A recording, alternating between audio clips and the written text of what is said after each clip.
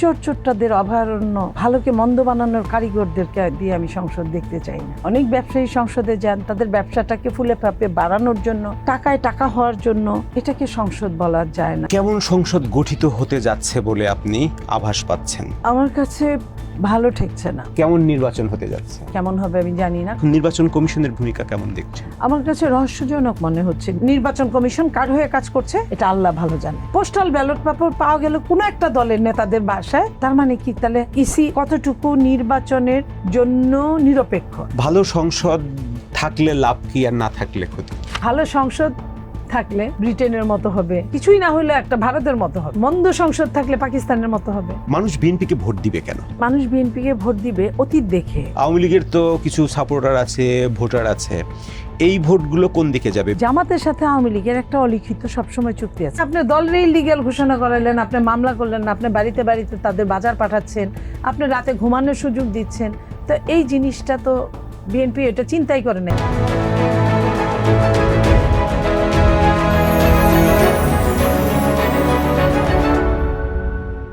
Hello everyone, welcome to আর কাবেল presents কেমন সংসদ চাই। আর কাবেল বাংলাদেশের একমাত্র ইউএল এবং ভিডি সার্টিফাইড কেবল, যা A grade LME register copper ক্যাথোডে তৈরি এবং 100% ফ্লেম রিটার্ডেন্ট সম্পন্ন। আর কাবেল, ওয়্যারস উইদাউট ওয়ারিজ। আজ আমাদের সাথে অতিথি হিসেবে উপস্থিত আছেন বিএনপি স্বনির্ভর বিষয়ক সহ সম্পাদক, সাবেক সংসদ সদস্য নীলুফার চৌধুরী মণি। নীলুফার চৌধুরী মণি, আপনাকে আমাদের স্টুডিওতে স্বাগতম। ধন্যবাদ। আপনি কেমন আছেন? আলহামদুলিল্লাহ। আপনার সাথে আমার 13-14 বছর পরে দেখা হলো। সেই নবম জাতীয় সংসদে দেখা হয়েছিল, তারপরে লম্বা সময় আর দেখা নাই। Nice to meet you again. Thank you very much. আপনি যেমনটা বলছিলাম, নবম জাতীয় সংসদের সদস্য ছিলেন, 5 বছর দায়িত্ব পালন করেছিলেন।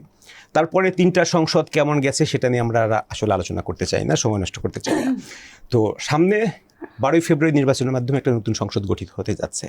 আপনি কেমন সংসদ চান? ধন্যবাদ আপনাকে। যারা শুনছেন আমার প্রত্যেককে শুভেচ্ছা, অভিনন্দন। দেখেন, একটা সংসদ বহুদিন আমরা ফিল করি, আমরা যে সংসদটাকে ফিল করি যে সংসদ থাকবে আইন প্রণেতার জন্য অবারিত স্থান।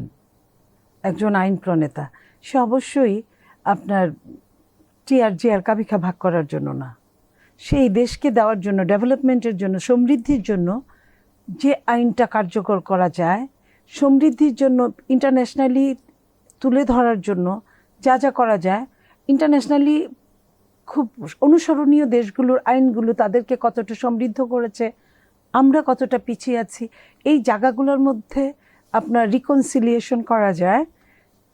আমরা এরকম একটা সংসদ স্বপ্ন দেখি। আমি জানি না আমি আমার বাস্তবতায় কখনো এটা পাবো কি না। তবে বলেন না, মানুষ অনেক সময় যায় দিন ভালো, আসে দিন খারাপ।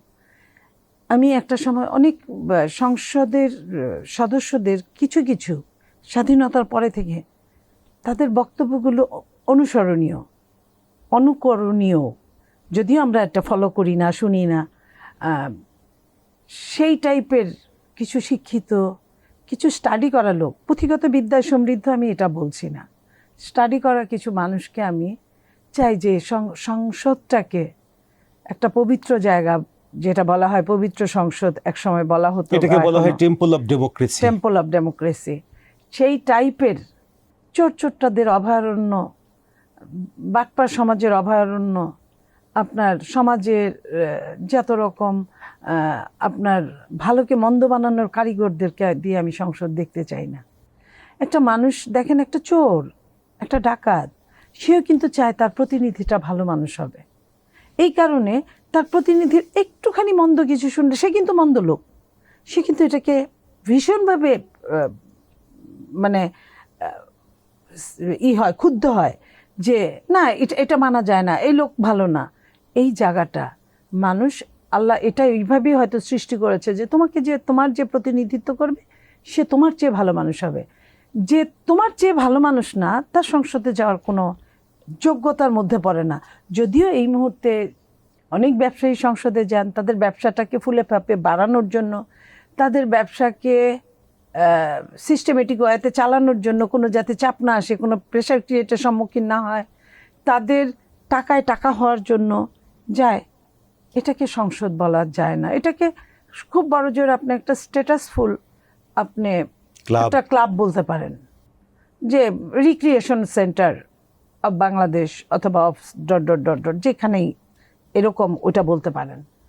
আমি আসলে চাই একজন সংসদ সদস্য সে বাংলাদেশের জন্য অভিনব সুন্দর বিল নিয়ে আসবে, বিল সংশোধন করবে, যুগের সাথে সংশোধিত হতে পারে, কিন্তু সরকারে থাকলে আমার সুবিধার জন্য সংশোধন করব তা না, জনগণের সুবিধার জন্য আমি সংশোধন করতে চাই। এরকম একটা সংসদ আমি স্বপ্ন দেখি। এখন যে আপনার নির্বাচনী প্রচারণা শুরু হয়েছে, সব দলের প্রার্থীও চূড়ান্ত হয়ে গেছে, কেমন সংসদ গঠিত হতে যাচ্ছে বলে আপনি আভাস পাচ্ছেন? চারিদিকে প্রার্থী দেখছেন, ক্যাম্পেইন দেখছেন, বিভিন্ন দলের বিভিন্ন কৌশল দেখছেন। আপনার দলের কৌশল প্রসঙ্গে আমরা পরে আসব। আমি ওভারঅল জানতে চাচ্ছি কেমন সংসদ গঠিত হতে যাচ্ছে। আমার কাছে ভালো ঠেকছে না। আমি সব মিলে যদি বলি, আমি যেমন একজন মানুষের ব্যক্তি চরিত্রকে যেমন প্রতিনিধি, তার কিন্তু কোনো ব্যক্তি চরিত্র থাকতে পারে না, কারণ সে কিন্তু সংসদে ঢোকার আগেই তার আয় ব্যয়ের হিসাব দিতে হয়, মানুষ হিসেবে কেমন হিসাব দিতে হয়, তার পড়ালেখা কতটুকু হিসাব দিতে হয়, সব কিছু। তার মানে সে পাবলিক ফিগার হওয়ার জন্য সে প্রস্তুত এবং পাবলিক এটা নিয়ে জাস্টিফাই করে। কিন্তু আপনি যখন এইখানে যারা আছে, যারা যাচ্ছে, তাদের যে জিনিসটা সেটা হলো যে একটা দেশকে তারা কতটুকু তুলে ধরতে পারবে, একটা দেশকে তারা কতটুকু রিপ্রেজেন্ট করতে পারবে, এটার উপর ডিপেন্ড করে। সেই হিসেবে আমি যদি মনে করেন যে ব্যবসায়ীরা টাকা দিয়ে দেশকে তুলে ধরবে, সেটা অন্য হিসাব, এটা ইকোনমিক্সের হিসাব। সেই টাকা যদি আপনার বর্জ্য আর পেটি বর্জ্যের মধ্যে একটা পার্থক্য আছে, যেটা বর্জ্যরা টাকাকে দেশেই খাটায়, পেটি বর্জ্যরা টাকাকে বাইরে পাঠিয়ে দেয়। তো এই যে এই সংসদগুলো থেকে আমরা যা শিখেছি যে বাইরে তাদের টাকা পাঠিয়ে দিয়েছে, ওটার একটা এটা দেশ থেকে দেশের যে কারণে অভাবটা কখনোই যাচ্ছে না। আমি আসলে এরকম সংসদ চাই না।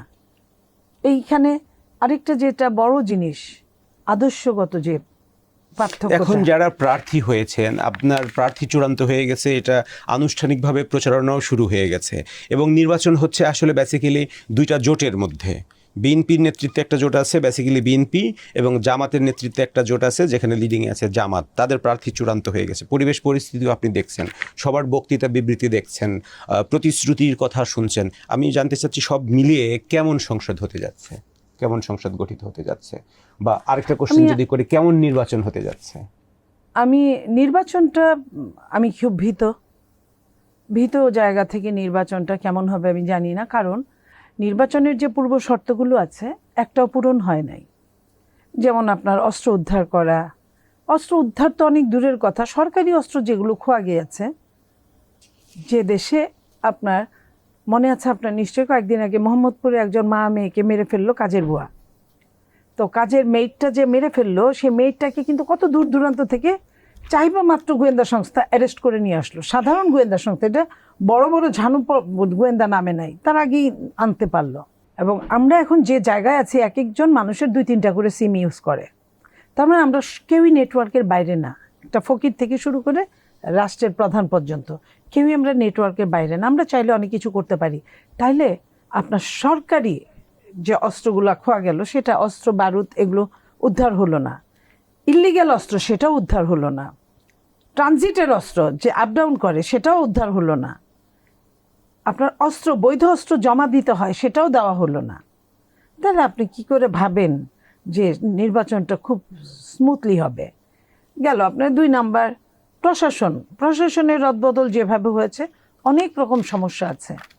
ঘাপটি মারা ফ্যাসিস্ট বসে আছে পাশে, কোনো একটা শ্রেণী যারা গুপ্ত রাজনীতি করে, যারা গুপ্তভাবে প্রশাসনের বিভিন্ন জায়গায় ব্যবহার করেছে, তারা আছে।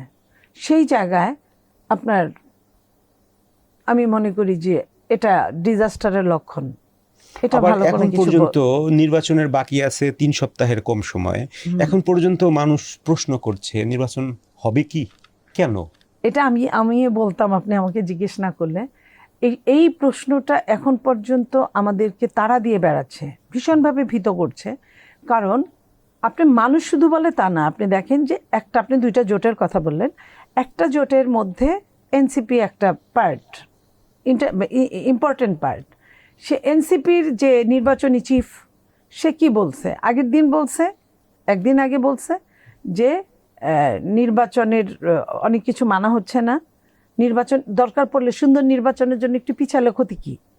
ঠিক তার পরের দিন বলছে যে আমরা এখনো প্রিপারেড না। তো সাধারণ জনগণ তো তখন জিজ্ঞেস করবেই আপনাকে, প্রতি 2 জন 3 জনে একজন, যে আসলে কি নির্বাচনটা ঠিক মতো হচ্ছে?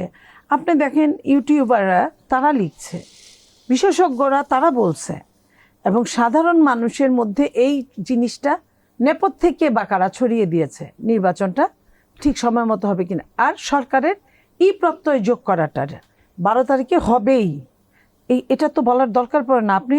আপনি ঘুম ভাঙবে, সকালবেলা ব্রেকফাস্ট করবেন, এটাই স্বাভাবিক, দুপুরে লাঞ্চ করবেন, এটাই স্বাভাবিক, রেডি হয়ে অফিসে আসবেন, এটাই স্বাভাবিক।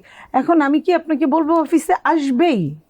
আপনার চাকরির বয়স যদি 35 বছরের জন্য আপনি একটা চাকরি নেন, কোনো সিরিয়াস ডিজাস্টার ছাড়া তো আপনার চাকরি বাদ দেওয়ার কথা না, কোনো সিরিয়াস অসুস্থ হওয়া ছাড়া তো আপনার অফিসে না আসার কথা না। তাহলে আমি আপনার সুস্থ স্বাভাবিক মানুষ, আমার এই প্রশ্ন করাটাই তো অবান্তর। তো নির্বাচন বহু আগে থেকে যেটা হয়েই যাওয়ার কথা, সেই নির্বাচনটা হবে কি না হবেই, এটা বারবার সরকার যখন বলে তখনই জনমনে সন্দেহের সৃষ্টি করে যে আসলে সরকার কি বলতে চায়। আবার সরকার নিজেই বলে যে একটা বড় ঘটনা ঘটে যেতে পারে নির্বাচনের আগে, এবং নট অনলি সরকার প্রধান কর্তা ব্যক্তি শুধু এইখানেই বলে না, আরও উনি বলে যে এবারের কোনো একটা দলের তরুণরা এমপি মন্ত্রী হয়ে যাবে অনেকগুলো। এই যে সরকারের এক একটা জায়গা থেকে এই কথাগুলোর ধরন কিন্তু ভালো মনে হয় না। অথবা সরকার যখন নিজেই ভোটের জন্য 2টা ভোটের অপশন রেখেছেন, আপনি সরকার, আপনি নিরপেক্ষ, যখনই 2টার অপশন আছে তখন কিন্তু আপনি কোনোটার জন্য বলতে পারেন না আপনি নিরপেক্ষতার জায়গা থেকে। আপনি বলতে পারেন যে এই 2টার যে কোনোটাই তুমি তোমার পছন্দ মতো ভোট দিও। তো সরকার যখন নিজেই একটা দিক সাপোর্ট করছে, তখন সরকার নিয়ে আমাদের অনেক রকম কোশ্চেন আছে, এবং নির্বাচন নিয়েও সরকারের এই কথা মতোগুলো নির্বাচনেও কোশ্চেন আছে। যেমন ধরেন আপনার স্বরাষ্ট্র উপদেষ্টা, উনি কী বললেন হঠাৎ করে যে হ্যাঁ অস্ত্র উদ্ধার হয় নাই ঠিক, কিন্তু এই নির্বাচনে অস্ত্র ব্যবহার হবে না। উনি জানলেন কিভাবে যে ব্যবহার হবে কি হবে না? আপনি হঠাৎ করে বিভিন্ন সেক্টর থেকে বিমানের ডাইরেক্টর বানিয়ে দিলেন। আপনার তো এইটার মধ্যে এখন আপনি যেতে পারেন না, কারণ ক্ষমতা কিন্তু আপনার এখন নাই। এখন যেহেতু ক্ষমতা ইসি যাকে মনে করবেন যে তাকে ট্রান্সফার করলে নির্বাচনের লাভ হবে, বিমানের সঙ্গে নির্বাচনের কোনো সম্পর্ক নাই। গেল আপনি একজন, আমাদের শহীদ হয়েছে আমাদের সন্তান হাদি, তার বিচার না করে, আমরা বিচার চাই, বিচার না করে আপনি কি করলেন, তার ভাইকে আপনি 3 বছরের জন্য চুক্তিভিত্তিক নিয়োগ দিয়ে দিলেন। আপনি তো এটা পারেন না, এই দায়িত্ব আপনার নাই। তার মানে কি? তাহলে আপনি কি মনে করছেন আপনি ফেব্রুয়ারিতে নির্বাচন, আপনি ফেব্রুয়ারির পরেও আপনি সরকারি ট্যুর দিয়ে দিলেন বিদেশে। তার মানে কি? আপনি কি বুঝাচ্ছেন? প্রত্যেকটা আসামি কিন্তু সাক্ষী রেখে যায় 1-2 করে। তো এই সাক্ষীগুলো কি বলে? আমার কাছে কিন্তু এইটাকে আমার কাছে খুব কঠিন মনে হয় নির্বাচনের ব্যাপারটা। নির্বাচন কমিশনের ভূমিকা কেমন দেখছেন? আপনি বললেন সব ক্ষমতা এখন নির্বাচন কমিশনের কাছে, এবং সংবিধান অনুযায়ী আইন অনুযায়ী হচ্ছে নির্বাচন কমিশনের আপার হ্যান্ড থাকবে।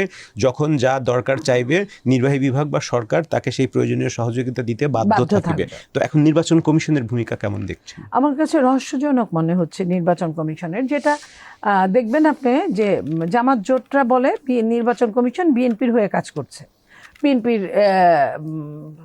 ঋণ খেলাপিদের সুযোগ দিচ্ছে, বিএনপির ডাবল নাগরিকদের সুযোগ দিচ্ছে, ইত্যাদি ইত্যাদি। কিন্তু দেখেন আপনি যদি পোস্টাল ব্যালটে যান, আপনি ধানের শীর্ষ খুঁজে পাবেন না। যাও বা খুঁজে পাবেন, এমন জায়গায় খুঁজে পাবেন, সেটা কি ধানের শীষের মতো একটা মার্কা কি এত পিছনে এত চিপার মধ্যে রাখা উচিত? এবং ভোটটা দেওয়ার সময় ভাঁজ করার সময় কি সমস্যা হতে পারে এটা আপনার। তার মানে কি? তাহলে আসল জায়গায় কিন্তু নির্বাচন কমিশন কার হয়ে কাজ করছে এটা আল্লাহ ভালো জানে, এবং যারা এই কথাগুলো বলছে তারা বলার জন্যই বলছে। আপনার পোস্টাল ব্যালট পেপার পাওয়া গেল কোনো একটা দলের নেতাদের বাসায়, সব দেশে যে দেশের ধরা পড়লো ওই একটা দলের নেতাদের বাসায়। তার মানে কি? তাহলে ইসি আপনার কতটুকু নির্বাচনের জন্য নিরপেক্ষ? আমি তো তার নিরপেক্ষতার অনেক রকম সমস্যা দেখছি। এবং উনি যে দায়িত্বশীল, উনি নিজে কি এটা বুঝেন? উনি যদি দায়িত্বশীলই হন তাহলে সরকারের লোকরা কেন এই ধরনের কথা বলেন? সরকারের তো এখন আর কোনো ভূমিকা থাকার কথা না। যেমন ধরেন আপনার বিএনপি, জামাত ইসলামী, এনসিপি সবাই হা ভোটের ক্যাম্পেইন করছে, সরকারও হা ভোটের ক্যাম্পেইন করছে, কিন্তু এর মধ্যে একটা দল বলছে তারা না ভোটের ক্যাম্পেইন করবে, জাতীয় পার্টি। তাহলে এখানে সরকারের পজিশনটা নিরপেক্ষতা নিয়ে কার পক্ষে যাচ্ছে? দেখেন, না ভোট আর হ্যাঁ ভোট আপনি যখন ব্যবস্থা করেছেন তখনই আপনাকে ছেড়ে দিতে হবে। একটা দল করতেই পারে, আরও দল করতে পারে। আপনার যারা হা ভোটের, লাইক আমি আওয়ামী লীগের কথা বলি, আওয়ামী লীগের তো সাইলেন্ট আওয়ামী লীগরে ভোট দিবে, তারা তো নিশ্চয়ই হায়ের পক্ষে ভোট দিলে তাদের নিজের জীবন মৃত্যু সন্ধিক্ষণে দাঁড়িয়ে আছে, তারা তো দিবে না। সঙ্গে জামাত, এই জাতীয় পার্টির কথা বললেন, আরও যে অনেকেই আছে, আপনার মনে করেন উদার মনে অনেক দল আছে, তারা বললেই যে তারা ভোট দিবে বা তাদের কথা মতো অন্যরা ভোট দিবে, আমি এটা মনে করি না। তাহলে এই যে আপনার কথাই অনেকগুলো অনিশ্চয়তার কথা আসলো, সরকারের সাইড থেকে তাদের কর্মকাণ্ড নিয়ে আপনি প্রশ্ন তুলেছেন, নির্বাচন কমিশনের নিরপেক্ষতা নিয়ে প্রশ্ন তুলেছেন। সার্বিক পরিস্থিতি মিলায়ে 12ই ফেব্রুয়ারি যে নির্বাচনটা হতে যাচ্ছে সেটা আসলে কি ধরনের সংসদ গঠনের আভাস দিচ্ছে? যদি হয়ও, যদি বিএনপি যদি উইন করে, তাহলে একরকম আন্তর্জাতিকভাবে যে কথাগুলো বিএনপির দিয়েছে, বিএনপির চেয়ারম্যান উনি দেশে যে কথাগুলো 31 দফার কথা বলেছে, যদি এটার ধরেন 50% কাজ করতে পারে, তাহলে বাংলাদেশের জনগণ খুব খুশি হবে, হওয়ার কথা। যদি 50% কাজ করতে পারে, আর অন্যরা যারা আসবেন তারাও যদি কাজ করতে পারেন, যদি আসেন, যদি কাজ করতে পারেন ফাইন। তবে তারা যদি আসেন তাহলে রাষ্ট্রের অনেক কিছু, ওই যে বলেন না যে করোনা হওয়ার পরে অনেক রাস্তা চেঞ্জ হয়ে গেছে। একটা নদী যখন মরে যায়, নদী একদিকে মরে আরেক দিকে কিন্তু নদী গড়ে, একদিকে রাস্তা হয় আরেক দিকে নদী হয়। ঠিক তেমনই বাংলাদেশের অনেক কিছুতে ডিজাস্টার হবে, আবার অনেক কিছুতে হতে পারে ভালো কিছু, দুই একটা হতে পারে, আমি ঠিক জানি। আমরা একটু অন্য প্রসঙ্গে যাই। আপনি ঢাকা বিশ্ববিদ্যালয় থেকে রাষ্ট্রবিজ্ঞানে স্নাতকোত্তর ডিগ্রি লাভ করেন। এরপরে 2011 সালে যখন আপনি পার্লামেন্টের সদস্য, আপনি তখন পিএইচডি করেছেন উইমেন এম্পাওয়ারমেন্ট নিয়ে। তো এখন বাংলাদেশের নারীর ক্ষমতায়ন নিয়ে যদি আমরা একটু আলোচনা করতে চাই, তাহলে নতুন যে সংসদ গঠিত হবে সেটা কতটুকু অন্তর্ভুক্তিমূলক হবে, আর এই মুহূর্তে আপনার 24-এর অভ্যুত্থানের পরে নারীর ক্ষমতায়নের যে কথা বলা হয় সেটার অবস্থা কি? আসলে কি জানেন, এটা ভীষণ দুঃখজনক একটা জায়গা যে বাংলাদেশের নারীরা শিক্ষা, স্বাস্থ্যে, কর্মজীবনে অনেকটা মেধা স্বাক্ষর রেখেছেন, অস্বীকার করার কিছু নেই। কিন্তু যেখানে স্বাক্ষরটা রাখার কথা রাজনীতিতে, এখানে ভীষণভাবে অবহেলিত নারীরা, ভীষণভাবে। নির্বাচনটা হচ্ছে কিন্তু একটা মানুষের পরিণতির দিকটা, যে নিজেকে সাফল্যমণ্ডিত করার একটা জায়গা, এটা একটা স্পার্ক করার জায়গা নিজেকে। যেমন ধরেন আমি রাজনীতিতে কেন আসছি, আমি হিসাব করে দেখেছি, আমি যদি কোনো আমলা হতাম তাহলে আমার একটা যে কোনো কিছুকে ইমপ্লিমেন্ট করতে আমার টার্গেটটা এরকম ছিল, ইমপ্লিমেন্ট করতে অনেক দেরি হতো। আমি আন্দোলন করতাম, করতে করতে করতে করতে একটা সময় রেভলিউশন হতো, তখন আমি হয়তো বা আমার টার্গেট মতো কিছু করতে পারতাম। আর আমি যদি পলিটিক্স করি, আমি যদি সংসদে যাই, আমি যদি টার্গেট নেই একটা ভালো কাজের, তাহলে কিন্তু আমি অন্য সবাইকে মোটিভেট করে কিন্তু আমি করতে পারবো, চেষ্টা করতে পারবো। এটা কিন্তু অনেকটা স্মুথলি হয়। কিন্তু আসলে বাংলাদেশের প্রেক্ষাপটে আমার বা আমাদেরও এই টাইপের, আমার মতো তাদেরও ভুল ছিল। আসলে ওরকম হয় না বাংলাদেশের রাজনীতিতে। আর নারীদের তো আরও হয় না। নারীদের যেমন পুরুষের মাইন্ডসেটেই নাই যে নারী রাজনীতি করবে, নারীকে সর্বশেষ রাজনীতি স্বীকৃতিটা দেওয়া হবে, এটা মাইন্ডসেটের মধ্যে নাই। নইলে আমি আপনাকে প্রমাণটা দেখাই, দুইটা প্রমাণ সামনে আনি। 1 নম্বর প্রমাণ হচ্ছে 2008-এর নির্বাচনের আগে আরপিওতে বলা হয়েছিল 2020 সাল নাগাদ 33% নারী তৃণমূল থেকে কেন্দ্র পর্যন্ত সব কমিটিতে থাকবে। হ্যাঁ, তো 2020 যখন আসলো, আমরা কিন্তু একটা আশায় দিন গুনছিলাম। 8 থেকে 20 পর্যন্ত কিন্তু 12 বছর টাইম। হ্যাঁ, 12 বছরে কিছুই হলো না। আমরা যখন দেখলাম 20-এ এসে কোনো দলের সঙ্গে মিল নাই, ফ্যাসিস্টের জামানা, ফ্যাসিস্টের সঙ্গে কোনোভাবেই মিল নাই, কিন্তু ওই একটা নারীর জায়গায় কিন্তু সবাই ঐক্যমতে পৌঁছে গেল। তারা 25 সাল পর্যন্ত টাইম নিল। আবার আশায় দিন গুনলাম 25-এ হয়তো এই বিলটা হবে। 25-এ আসার পরে আমরা জানলামও না যে এটা 30 পর্যন্ত চলে গেছে, আবারও এক্সটেনশন, এটা গেল একটা দিক। আরপিওর জায়গায় দাঁড়িয়ে আছে, কিছুই হয় নাই। 2 নম্বর দিকটা হচ্ছে এই যে সংস্কার যে করলেন, এই 5ই আগস্টের পরে যে সংস্কার কমিটি সংস্কার করলেন, এর মধ্যে নারীদের সংস্কারে 5% নারী সর্বসম্মতক্রমে দেওয়া হলো যে নমিনেশন দিবে। আপনার কয়টা দল নমিনেশন দিয়েছে? প্রায় 30টা দল কোনো নমিনেশনই দেয় কোন না। নারী প্রার্থী নেই 30টা নাই। দলের, জি। এরপরে যাদের আছে যাও বা সর্বসাকুল্যে স্বতন্ত্রই বেশি, আপনার স্বতন্ত্র নিয়ে সর্বসাকুল্যে 65 জন সম্ভবত 3.53% সম্ভবত মনোনয়ন পেয়েছে সব মিলায়। আপনি বলতে পারেন বিএনপি একটা বড় দল, আপনার দল কি করেছে? আমার দলে 9 জনকে মনোনয়ন দিয়েছে। 9 জন, 10 জন ছিলেন, একজন দেশনেত্রী বেগম খালেদা জিয়া, ওনাকে আমি নারী হিসেবে ধরি না। উনি একদম খালেদা জিয়া, উনি খালেদা জিয়া, হ্যাঁ।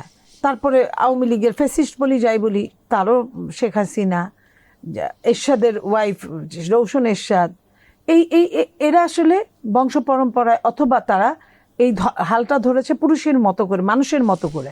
আমি তাদেরকে বাদ দিলাম। তো 9 জন যারা আসলেন তারা কিন্তু আপনার উত্তরাধিকার সূত্রে আসছে। আমি দুষ্টামি করে বলি এটা তো পুরুষ কোটা। এই জন্য বলি, দেখবেন 9 জনের ব্যাকগ্রাউন্ডে আপনি যান, কেউই মাঠের না আমাদের মতো। হয় তার বাবা এমপি মন্ত্রী ছিল, না হয় তার স্বামী এমপি মন্ত্রী ছিল। তো এই যে মার্কাই যদি মেইন জিনিস হয়, তাহলে আপনার বাবা স্বামীর জায়গাটা তো আসার কথা না। মার্কা যে পাবে সেই করবে। তো এইখানে নারী অবহেলিত চরমভাবে। হতে পারে 50টা সিট সংরক্ষিত, সেইখানে হয়তো বা থুক বরাদ্দ একটা আসবে, সেটা আলাদা জিনিস, সেটা দিতে হবে, তখন জামাতও দিবে। অথচ জামাত বলে তাদের 43% নারী নাকি কাজ করে, আমি তাদের বক্তব্যে শুনেছি বিভিন্ন সেমিনারে। তো 40 থেকে 43% যে দলের নারী কাজ করে, রুকন থেকে শুরু করে অনেক পদেই আছে, সেই দলে কি একটা নারী মনোনয়ন পেতে পারে না? তাহলে আপনি এটাকে কোনভাবে ধরবেন? কোন দলের কি আসলে নারী সমাজের ভোটের দরকার নেই? নারী সমাজ তো এটা বুঝেই না, কারণ আপনি তো কারো না কারো সন্তান, কোনো না কোনো নারীর সন্তান আপনি। তখন তো আপনার মা হয়ে যায় নারীটা, আপনার বউ হয়ে যায় নারীটা, আপনার কন্যা হয়ে যায় নারীটা। এই যে কন্যা যায় জননী, এই কন্যা যায় জননীর উপর পুরুষ দাঁড়িয়ে আছে।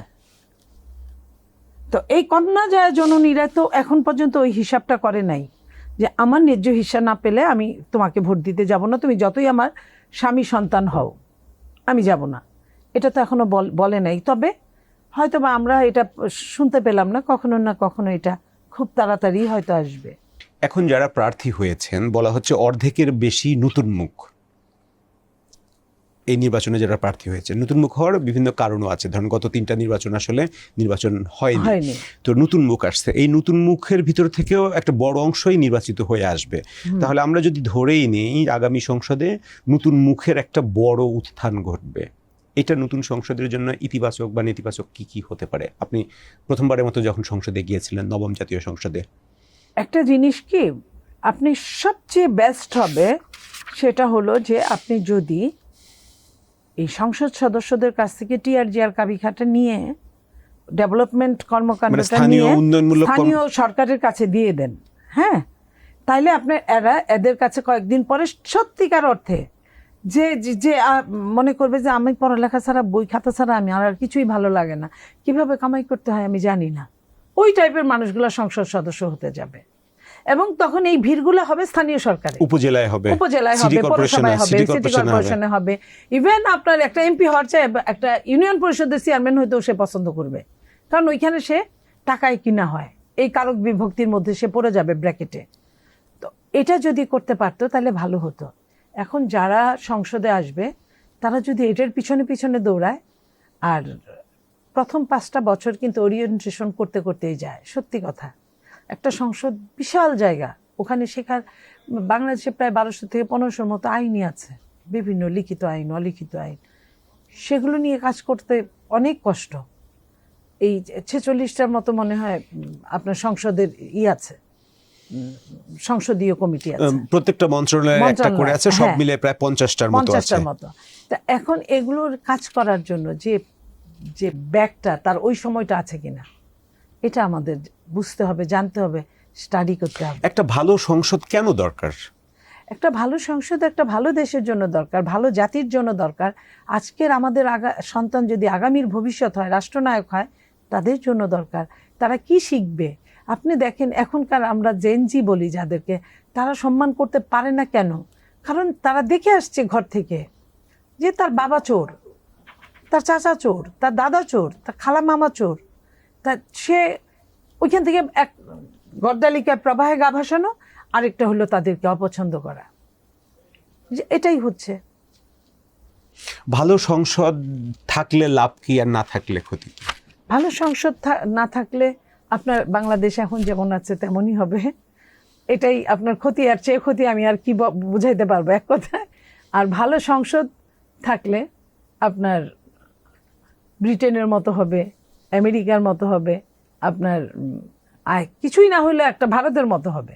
পাশের দেশ নিয়েই কথা বলি। মন্দ সংসদ থাকলে পাকিস্তানের মতো হবে। এই তো পার্থক্য এরকম। আমাদের এখানে উদাহরণ আছে না, মন্দ সংসদ থাকলে কি হবে? শেখ হাসিনার মতো হবে। আমরা একটু নির্বাচনী রাজনীতিতে আবার ফিরি। নির্বাচনে যেমনটা বলছিলাম, দুইটা জোটের ভিতরে আসলে লড়াইটা হচ্ছে। তো এই দুইটা জোটের ভিতরে বিএনপি একটা জোটের নেতৃত্ব আছে, জামাত ইসলামী একটা আছে। আপনি বিএনপির একজন নেত্রী হিসেবে আছেন। মানুষ বিএনপিকে ভোট দিবে কেন? এটা একটা খুব ভালো কোয়েশ্চেন করেছেন। মানুষ বিএনপিকে ভোট দিবে অতীত দেখে। বিএনপি শহীদ প্রেসিডেন্ট জিয়াউর রহমানের দল। আপনার ৭৪-এর দুর্ভিক্ষ থেকে যেটা ৭৫, ৭৬, ৭৭-এ যেটা শিখেছে জনগণ, যে কিভাবে খাদ্য স্বয়ংসম্পন্ন হওয়া যায়, কিছু কিছু খাদ্য রপ্তানিও করা যায়, যে সময়টা আমরা দেখেছি। এবং এই যে বিদেশে প্রবাসী ভাইদেরকে বিদেশ পাঠানো জিয়াউর রহমানের সময় থেকেই শুরু, গার্মেন্টস ফ্যাক্টরি দেশে আনা জিয়াউর রহমানের সময় থেকেই শুরু। এখন পর্যন্ত বাংলাদেশ যে দাঁড়িয়ে আছে এই দুইটার উপর, রেমিটেন্সের উপর, সেটা কিন্তু বিএনপির এই স্টার্টিং দিয়ে শুরু। তো সেইখানে তারপরে আসছে খালেদা জিয়া। খালেদা জিয়ার সময় কি হয়েছে, কতটুকু হয়েছে। আমি যদি ডেভেলপমেন্টের কথা বলি, তখন কথা চিন্তা করেন, সেই সময়টা আজকের দিনে দাঁড়ায় থাকলে ওটা অনেক ডেভেলপ। তো সেইখানে আমরা তো ১৭ টাকা থেকে চিকন চাল খাওয়া থেকে শুরু করে 23 টাকা পর্যন্ত লাস্ট 2006 গেছে। এখন সেই চালটার দাম 100 থেকে 110 টাকা। তো এই চিকন চালের দামের হিসাবটা আমি বললাম।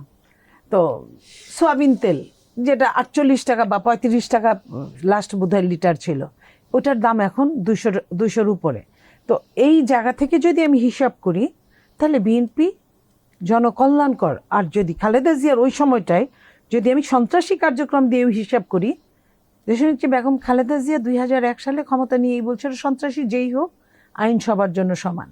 এবং এই আইন সবার জন্য সমান বলে উনি কিন্তু বসে থাকেন নাই, উনি অপারেশন ক্লিন হার্ট করেছিলেন।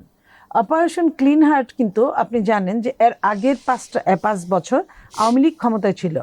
আওয়ামী লীগ এবং বিএনপি ক্ষমতায় থাকলে যা হয়, এক দল আরেক দলের এগেনস্টে মামলা করে। তো ওই 5 বছর কিন্তু ছাত্রদল যুবদলের উপরেই যত মামলা ছিল, এই আর্মিরা গিয়ে সমস্ত বাংলাদেশে জেলায় জেলায় গিয়ে 5 বছরের পত্রিকা চেয়েছে, লোকাল পত্রিকায় যার যার নাম দেখেছে মামলা, তাদের ধরে নিয়ে একদম ক্লিন হার্ট করে দিয়েছে, ক্রস ফায়ার করে দিয়েছে। এই যে ফায়ার করে দেওয়াটা, এতে কিন্তু বিএনপি অনেকটা লুজার হয়েছে। কিন্তু ওই যে কথা বলেছিল সেটা রাখতে গিয়েছে। এখানে কিন্তু অনেক নিরপরাধ ব্যক্তিরা এখানে এখন যিনি বিএনপিকে নেতৃত্ব দিচ্ছেন, আমি বলবো কেন, ওনার কথা আপনারাও বলবেন। উনি 5ই আগস্টের পর থেকে যতটা বক্তৃতা বাইরে প্রকাশিত, ওই দিনের পর থেকে তো বক্তৃতাটা বাইরে আসছে। এর আগে তো শেখ হাসিনা ওনার বক্তৃতা দেখানোর জন্য অনেক টেলিভিশন ব্যান করে প্রচারে নিষেধাজ্ঞা ছিল। জি, প্রচারে শুধু নিষেধাজ্ঞা না, টেলিভিশন আপনার 21-এ টেলিভিশনের কি অবস্থা হয়েছিল, তার মালিক মনে হয় সিইও মনে হয় 3-4 বছর জেল পর্যন্ত কেটেছে। তো সেইখানে আমি বলবো যে উনি যে 5ই আগস্টের পর থেকে বক্তব্য রেখেছেন আজ পর্যন্ত, এটা ফলো করার মতো। এবং উনি ওনার জায়গা কখনো আপনার কি বলবো যে ওনার মাইন্ড হারা হয় নাই। উনি জনগণের জন্য চিন্তা করে যে we have a dream, we have a plan, এই যে বলাটা, এই ওইভাবে প্ল্যানের জায়গায় আপনার ওনার চিন্তা চেতনা সব কিছু মিলে এই জায়গাটায় ফেলে দেওয়ার চেষ্টা করেছে। তারেক রহমান 17 বছর দেশের বাইরে ছিলেন। এই 17 বছরে নতুন প্রজন্মের যে উত্থান হয়েছে তাদের সাথে উনি কি ডিসকানেক্টেড হয়ে পড়ার কোনো আশঙ্কা কাজ করেনি আপনাদের দলের ভিতরেও? যেটা হলো যে ওনার শারীরিক উপস্থিতি তো বাংলাদেশে 17 বছর ছিল না। দেখেন, এটা যে হয়নি আমি বলবো না, এটা আমাদের মধ্যে কিছুটা সনাতনী ব্যবস্থা আছে। সনাতনী 1 নাম্বার, 2 নাম্বার হলো বিএনপি অনেক দিন এত বেশি টর্চারের মধ্যে দিয়ে তাকে জার্নি করতে হয়েছে যে সে আর নতুনদের ওইখানে খোঁজ নেওয়ার মতো সুবিধা করতে পারে না। যেমন ধরেন কোনো ক্যাম্পাসে ঢুকতে পারে না, আমাদের ছেলেমেয়েরা ঢুকতে পারে নাই। ঢোকার পরে যে মাইটটা খেয়েছে, ঠিক মতো পরীক্ষা দিতে পারে নাই, কোনো ক্লাস করতে পারে নাই।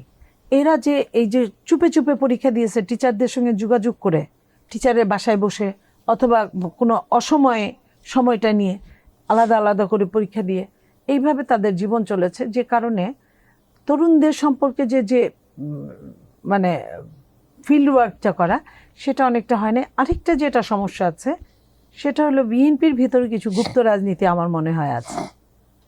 যে গুপ্ত রাজনীতিরা বিএনপির যে ভালো যেটুকু হবে এটা হয়তো তারা ওইভাবে কখনোই চান না। এখন গুপ্ত রাজনীতির একটা সুবিধা আছে, যে পর্যন্ত সেই গুপ্ত রাজনীতি নিজেকে প্রকাশ না করে। কারা সেই গুপ্ত রাজনীতি করছে? যারা অতীতের গুপ্ত রাজনীতি করেছে, এটা আপনিও বুঝেন, আমিও বুঝি, বাংলাদেশের অনেকেই আছে। আমি এটা বলছি যে বিএনপির ভেতরে কিছু অন্য মানুষ থাকতে পারে যারা আপনার বিএনপির যে সময়টা যে মঙ্গলটা করা দরকার সেটা হয়তো তারা। আপনি বিএনপিকে কেন ভোট দিবে তার ইতিবাচক অনেকগুলো দিক আলোচনায় এনেছেন। বিএনপিকে ভোট না দেওয়ার জন্য কিছু নেতিবাচক দিক আছে কিনা আপনার দৃষ্টিতে? যেমন আপনার 5ই আগস্টের পরে বিএনপির বিভিন্ন জায়গা থেকে, তৃণমূল পর্যায় থেকে মামলা করার কথা বলেন, এক্সটর্শনের অভিযোগ আসছে। বিএনপি নিজেও অনেক নেতাকর্মীর বিরুদ্ধে ব্যবস্থাও নিয়েছে, পরে আবার সেই প্রত্যাহারও হয়েছে। যেটা ব্যবস্থা নেওয়া হয়েছিল ব্যবস্থা উজ্জ্বল হয়েছে। এইটা কি জনমনে একটা নেতিবাচক কোনো প্রভাব ফেলবে কিনা নির্বাচনের ভোটে? এটা একবারে যে ফেলবে না আমি তা বলবো না, তবে আমাদের তো কিছু করার ছিল না। আপনি বলেন, যে কথাটা আপনি বললেন যে আমাদের নেতা ভার্চুয়ালি কথা বলেছেন, ভার্চুয়ালি অনেকেই হয়তো কথা ঠিক মতো শোনার কথা না, কিংবা বড় দল হলে যা হয়। তো একটা বড় দলে যেটা করেছেন উনি সর্বোচ্চ, উনি যেটুকু করতে পারেন ওইটুকু করেছেন, বহিষ্কার করেছেন। উনি সরকারের কাছে স্বনির্বন্ধ অনুরোধ করেছেন, আইনশৃঙ্খলা রক্ষাকারী বাহিনীকে অনুরোধ করেছেন যে এদেরকে আইনের আওতায় আনা হোক, আপনারা আনেন, আমি তো এর চেয়ে বেশি কিছু করতে পারি না। কিন্তু সরকার এবং আইনশৃঙ্খলা রক্ষাকারী বাহিনী যদি না আনেন, সেখানে আমাদের কি করার আছে? এবং একটা শ্রেণী বিএনপিকে এইভাবে ঘায়েল করবে বলেই যে এই ষড়যন্ত্রটা করে নাই, এর কোনো আমি নিশ্চয়তা দিতে পারি না। আমার কাছে মনে হয় ওই শ্রেণীটা বিএনপিকে ধ্বংস করার প্রত্যয়ে এই কাজগুলো অনবরত করে যাচ্ছে। আপনি যেমনটা বিএনপির কথা বলছিলেন, তাহলে নিঃসন্দেহে আপনি চাইবেন যে জনগণ বা ভোটাররা জামাতে ইসলামীর নেতৃত্বে যে জোট আছে তাদেরকে ভোট না দিক? দেখেন, প্রতিযোগিতা তো তাই বলে। তো তাদেরকে কেন ভোট দিবে না? আপনি যদি যুক্তি দিয়ে তাকে কনভিন্স করতে চান। আমি প্রথম কথা বলবো, রাজনীতি আর ধর্ম আলাদা জিনিস। ধর্ম আর রাজনীতি একসাথে যায় না, রাষ্ট্র এবং ধর্ম একসাথে যায় না। রাষ্ট্রের মধ্যে বিভিন্ন ধর্মের লোক থাকে, সবাইকে নিয়ে রাষ্ট্র। আর ধর্মে শুধু এক ধর্মের লোক থাকে, সেই ধর্মটাই হলো ধর্ম। যখন যারা নিজেদের সুবিধার জন্য ধর্মকে ব্যবহার করে, কখনো ধর্ম এই কথা বলে নাই যে তুমি তোমার সুবিধার জন্য ধর্মকে ব্যবহার করো। এটা প্রথম আমার কথা। দ্বিতীয়ত, যারা এই ধর্মকে ব্যবহার করে রাজনীতি করছে তারা কিন্তু ধর্মকেও সঠিকভাবে ব্যবহার করছে না। তারা তাদের প্রয়োজনে যেটুকু দরকার ওইটুকু নিচ্ছে, যেটুকু দরকার না ওইটুকু ফেলে দিচ্ছে। হ্যাঁ, 3 নাম্বার, তারা ক্যাডার বেস রাজনীতি করে, তাদের ওইখানে কিন্তু কোনো গণতন্ত্র নাই। আমি একদম তাদের চরম সমালোচনা করছি না, এটার দরকার আছে, এটা ভালো। যেমন বিএনপিতে অনেক আন্দোলন হচ্ছে, স্বতন্ত্র দাঁড়িয়ে গেছে, এটাই গণতন্ত্র। আপনি আমাকে মানলেন না, আচ্ছা আমি না মানলেন না, আপনি আমার বহিষ্কার করলে করেন, আমি দাঁড়ায় গেলাম। এটা বিএনপিতে হয়। কিন্তু আপনি দেখেন ওই জামাতের মধ্যে কিন্তু একটাও হয় নাই। কারণ তারা নির্দেশিত দল, উপর থেকে যেটা নির্দেশ হয় ওইটাই তারা পালন করে। এটাকে দল না বলে এটাকে আর্মি বেস কোনো চাকরি বলা যেতে পারে। তাহলে ভবিষ্যতে যদি চাঁদাবাজ মুক্ত, দুর্নীতি মুক্ত দেশ গড়তে চায়, তাহলে জামাতের কথা যেটা বলছেন, উপর থেকে নির্দেশ দিলে সবাই শুনে, তাহলে ভবিষ্যতে তারা সরকার গেলে তাদের জন্য এটা খুব সহজ হবে না, যে আপনার দুর্নীতি দমন করা বা চাঁদাবাজি মুক্ত করা? আপনার এটা একটা জিনিস আমি আপনাকে বলি, আপনার সামনে একটা ছিনতাইকারী আসলো, তার হাতে পিস্তল, আপনার পকেটে 1 লাখ টাকা, আপনার 1 লাখ টাকার দাম আছে, আপনার খুব জরুরি দরকার, কোনো রুগীর কাছে আপনি যাচ্ছেন, তার জীবন মরণ সমস্যা, আর টাকাটা যদি আপনি না দেন আপনাকে সে গুলি করবে একদম বুক বরাবর। আপনার বেঁচে থাকলে আপনি কিন্তু আপনার আরেকটা আত্মীয়র কাছ থেকে 1 লাখ টাকা আনতে পারবেন, আর আপনি বেঁচে না থাকলে আপনার টাকাটাও থাকলো না, আপনি বেঁচেও থাকলেন না। কোনটা বেশি জরুরি আপনি আমাকে বলেন? আপনার বেঁচে থাকাটা জরুরি না আপনার টাকাটা মনে করে বেশি জরুরি? টাকাটাও কিন্তু আপনি পাচ্ছেন না। আমি এইভাবেই বোঝাতে চাই, একখানে চোর আছে, চোর যতক্ষণ থাকবে, পৃথিবী জন্মের পর থেকেই চোর বাটপাট থাকে, কিন্তু রেশিওটা কত আপনি চাইলেই বাতিল করতে পারবেন না। একজন বাবা 5টা ছেলে থাকলে, 5টা মেয়ে থাকলে সবাই একরকম হবে? Not necessarily. কেউ না কেউ দুষ্ট থাকবে, কেউ না কেউ বেশি ভদ্র থাকবে, কেউ না কেউ ভীষণ ব্রাইট থাকবে। এই নিয়েই কিন্তু সেই বাবাটা চলতে হয়। তো তার দুষ্ট সন্তানের প্রতিও কিন্তু তার টান আছে, থাকবে, এটাই পৃথিবীর নিয়ম, এটা প্রকৃতিগত নিয়ম। তো আপনার যে চোর চুরি করে আপনাকে বাঁচিয়ে রেখে দিল, সেটা বেশি জরুরি না যে আপনার সব থেকে আপনাকে মেরে ফেললো, সেটা বেশি জরুরি? আপনি নাই, আপনার ওই টাকা পয়সা ধন দৌলত দিয়ে আপনি কি করবেন আমাকে বলেন? আপনি অনেক মেটাফোর ইউজ করছেন, যদি একটু ক্লিয়ার করে এক্সপ্লেইন আমি করেন। এর চেয়ে ক্লিয়ার আর কি বলবো? আমি আপনাকে এর চেয়ে ভালো করে মানে ভোটের ব্যাপারে আমি আর কিছুই বলতে চাই না। যদি আমি ওইভাবে সুযোগ পাই না ভোট চাওয়ার বাড়ি বাড়ি, আর একটা ভোটারের কাছে এতবার করে এগুলা বলা যায় না, বা অনেকটা টাইম লাগে, কিন্তু তারা এটা করছে। আমার কথা হচ্ছে যে বেসিক যদি না থাকে, আপনার হাত পা যত সুন্দরই হোক, আমি আপনাকে বলি, এক লোক মারা গেছে গাছের ডাল পড়ে, তো অনেকেই দেখতে গেছে, এখন একজন বলে হারে মরতে তো মরতে, চোখ 2টা বাঁচছে। তো এখন চোখ বাঁচা দিয়ে আপনি কি করবেন যদি আপনার জীবন না থাকে? আপনার বেসিকটা দরকার। বেসিক ঠিক রাখার জন্য বিএনপির বিকল্প কিছু হতে পারে না।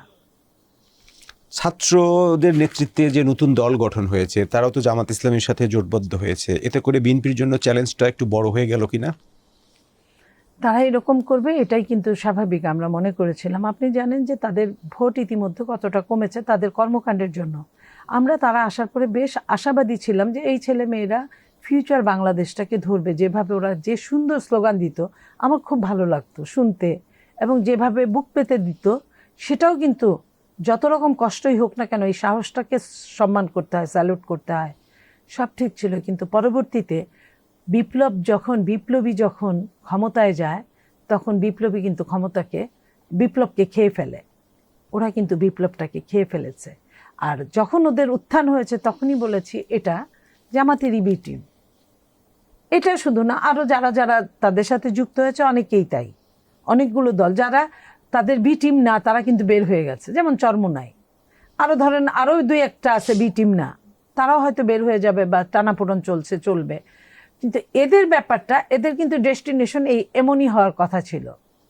কারণ আপনাকে যে দেখভাল করবে, আপনার যে অর্থায়ন করবে, আপনাকে যে বুদ্ধি দিবে, আপনাকে যে লাইমলাইটে নিয়ে যাবে, আপনি তো তার কথাই বলবেন। এটাই তো স্বাভাবিক, ঠিক না?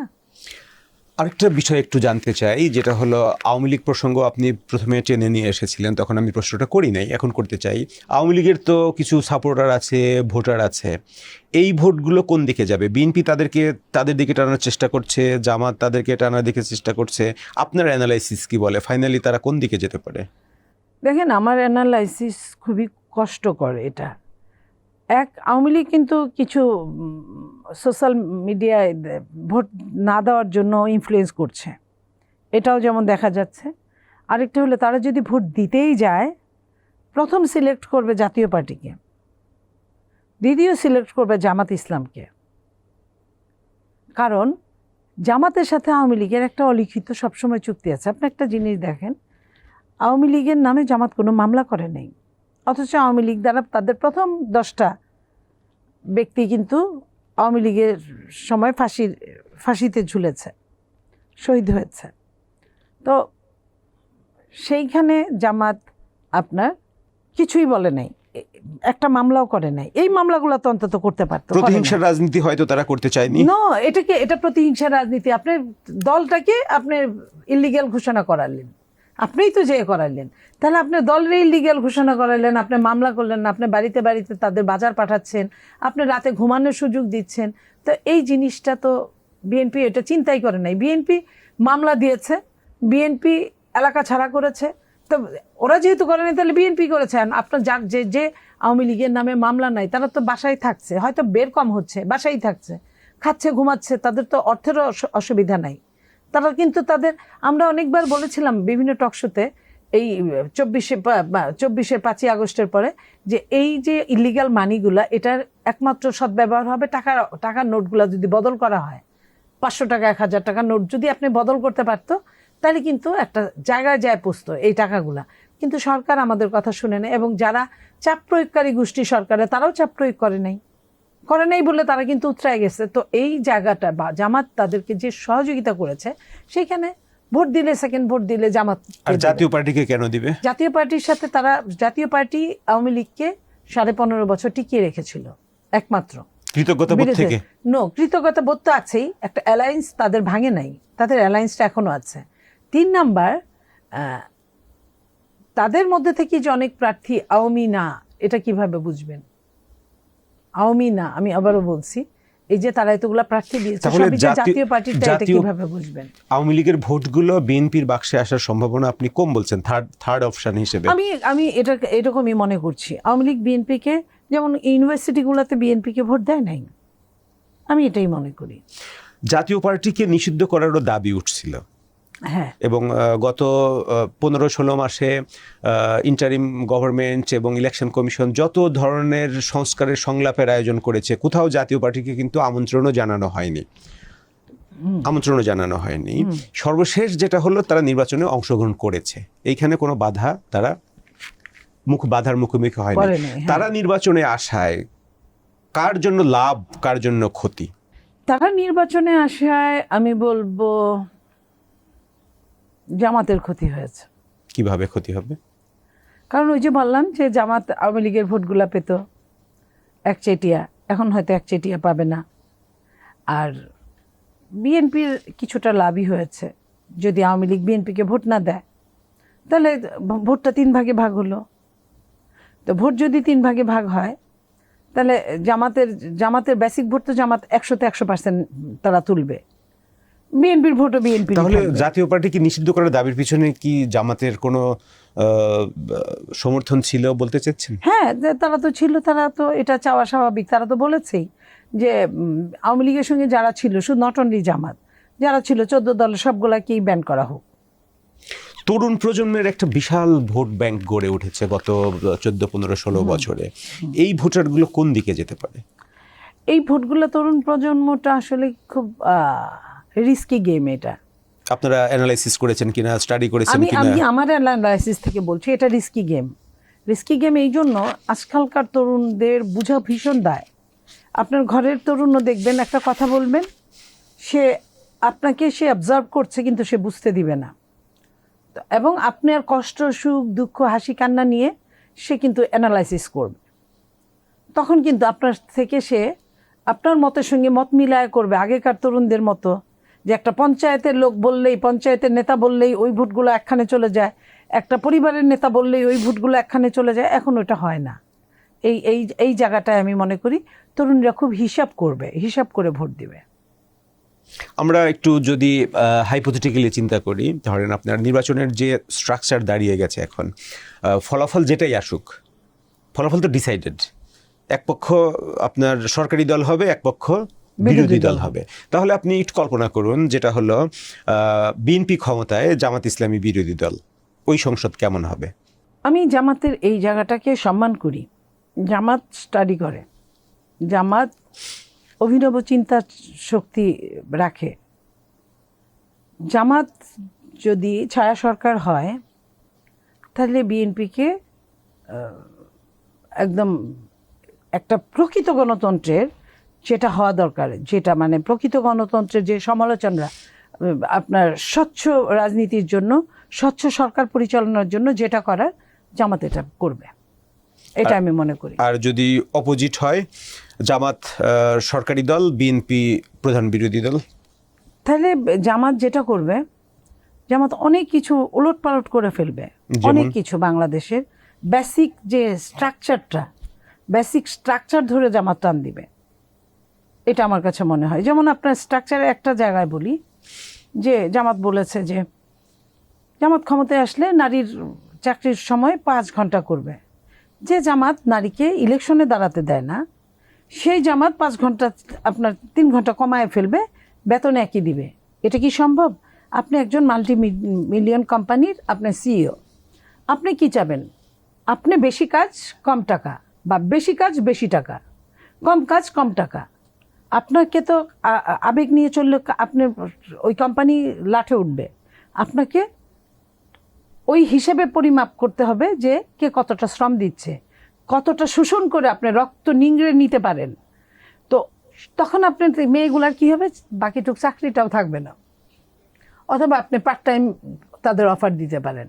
তো এটা কিন্তু সুকৌশলে নারীদেরকে ঘরে বসায় দেওয়া। এটা তো এই বক্তব্য থেকে তো একবার বলা হয়েছিল, তারপর এই বক্তব্য নিয়ে কিন্তু জামাতা ডিফেন্ড করা বা এটা আরো তাদের স্ট্র্যাটেজির ভিতরে রাখে নাই। তো আপনার মনে করেন কি যে রিস্ক থাকতে পারে? আরো অনেক এরকম অনেকগুলো আছে যেগুলো আসলে এই মুহূর্তে বলাটাও আমার জন্য রিস্কি, কারণ আমি বেসিক স্ট্রাকচার চেঞ্জ হয়ে যাবে, এটুকুই আমি বলতে চাই। বিএনপি আসলে আপনি বলতে পারেন সবচেয়ে যে আরো কিছু হয়তো বা এই কন্টিনিউ চাঁদাবাজি থাকলো, কিন্তু এই চাঁদাবাজি খালি, কিন্তু বেসিক কিন্তু বিএনপি স্ট্রং বানাবে, একদম স্ট্রেংথেন ডেমোক্রেসি। কিন্তু আপনার অন্য দল যেই আসুক না কেন সেই জায়গাটা পারবে না।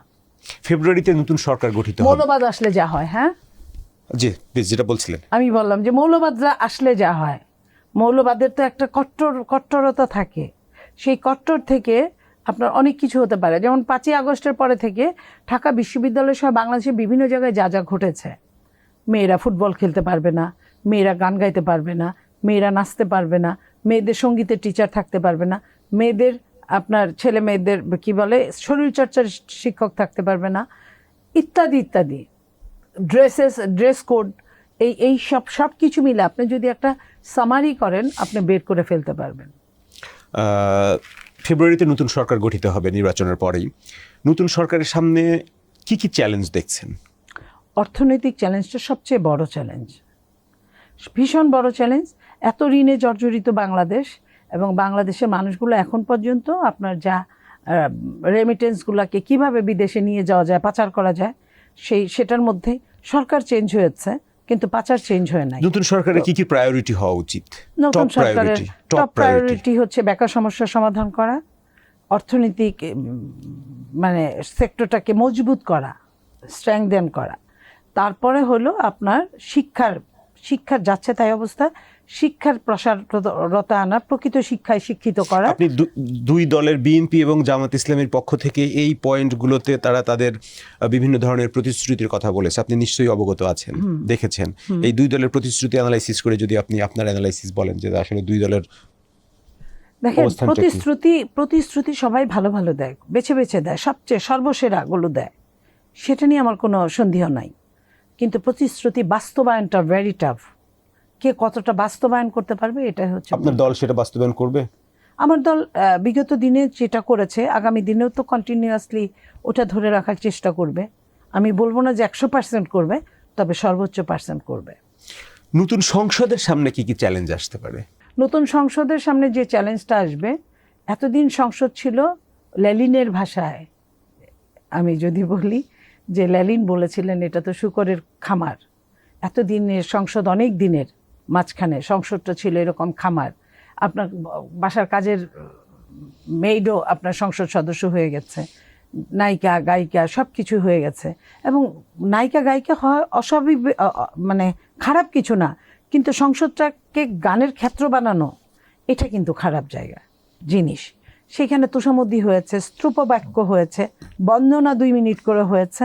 এই জায়গাগুলোর যদি চেঞ্জ আসে, কোনো একমাত্র মাননীয় স্পিকার এইটা দিয়ে বক্তব্য শুরু করা, এবং একমাত্র মাননীয় স্পিকার এটা দিয়ে বক্তব্য শেষ করাটাই উচিত আমি মনে করি। এবং জিস্ট যেগুলো দেশের মঙ্গল করে ওই জিনিসগুলো যদি আসে, এবং সংসদে আপনি জানেন বিশাল একটা পাঠাগার আছে। আমার এত লোভ লাগে, আমাকে যদি কেউ বলে আপনি যে কখনো আপনি কি গিয়েছেন চান? পাঠাগারে? আমি অনেক দিন ওইখানে পড়েছি এবং আমি ভয় পেয়েছি অন্য পড়তে এমপিদের পড়তে। দেখেছেন? ওই তো পড়তে পড়তে ভয় পেয়েছি যে কেউ নাই। আমার নিজের অনেক সময় মনে হচ্ছে আমি কি প্লেটো এরিস্টটল হয়ে গেলাম কিনা। আমি একাই বসা, কিংবা 2-1 আসছে, আজকে তার প্রশ্ন উত্তর পর্ব আছে, ওটার কিছুটা জিস্ট নেওয়ার জন্য পত্রিকা থেকে। তো এই বইগুলো এত এত বিরল বিরল বিরল বই আছে ওইখানে, কিন্তু কেউ নেয়ও না, বালি পড়ে গেছে। আমি জানি না যে 5ই আগস্টের পরে লাইব্রেরির কোনো ক্ষতি হয়েছে কিনা, আমি ওইটা জানি না সম্পূর্ণরূপে। তো লাইব্রেরিটা অমন আছে কিনা। আমি চাই যে আগামী সংসদ সদস্যরা ওই লাইব্রেরিতে একদম কোলাহলময় থাকুক, ওইখানে পড়ালেখা নিয়ে ঝগড়া বিসিএস হোক, পরীক্ষার প্রস্তুতি যেমন ভাবে স্টুডেন্টরা নেয় ওইভাবে নিক। তো আমি এটা চাই, ওইখানে চেয়ার টেবিলগুলা ধুলিময় হয়ে থাকে, কেউ এসে মোছা হয়। আর নইলে যে বসতে বসতে আপনার এই চেয়ারটায় আমি প্রত্যেক দিন যদি বসি তাহলে কিন্তু ওইভাবে মোছার দরকার পড়ে না, কিন্তু যদি 10 দিন কেউ না বসে তাহলে কিন্তু এটা ধুলিময় হয়ে যাবে। তা আমি চাই না যে সংসদের বিশেষ করে লাইব্রেরিটা ধুলিময় হোক। সংসদের বিভিন্ন প্রশ্ন উত্তর পর্ব খুবই আনন্দময় হোক। আমরা অতীতকে এটা বলতে চাই, হে অতীত তুমি গোপনে গোপনে কাজ করে যাও ভুবনে ভুবনে। অতীতকে আমরা মানতে চাই, ওইখান থেকে শিক্ষা নিতে চাই, কিন্তু অতীতকে ব্যবহার করে সংসদটাকে একদম কলঙ্কময় এবং সময় নষ্ট না করি। নীলুফার চৌধুরী মণি, আমাদের আলোচনায় সময় দেওয়ার জন্য আপনাকে ধন্যবাদ। আপনি ভালো থাকবেন, সুস্থ থাকবেন, নিরাপদে থাকবেন। ধন্যবাদ আপনাকেও। ডিয়ার ভিউয়ার্স, আমাদের সাথে থাকার জন্য আপনাদের ধন্যবাদ। আপনারা ভালো থাকবেন, সুস্থ থাকবেন, নিরাপদে থাকবেন।